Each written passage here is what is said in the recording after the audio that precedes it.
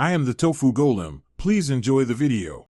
You start by removing trim and exposing the cylinder fasteners. This prevents damage to the door.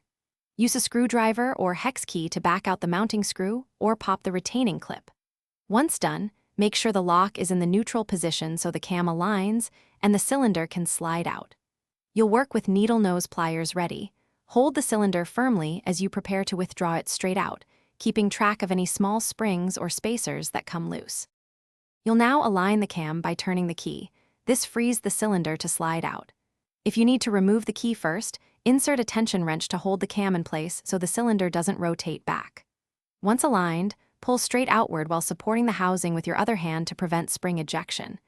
If it resists, wiggle it gently. Small oscillations break hold-ups.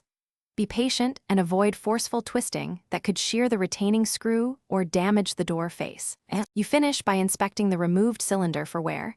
Check the cam, springs, and spacers and replace anything damaged. If the cylinder refused to come out, double-check for a hidden set screw, retaining clip, or a misaligned cam. Remove that obstruction and retry. Once the replacement or clean cylinder slides in, test operation several times before tightening the mounting screw and reinstalling trim. A key troubleshooting tip: if pins bind, lightly lubricate with graphite. Thanks for watching. Consider subscribing if we helped you today.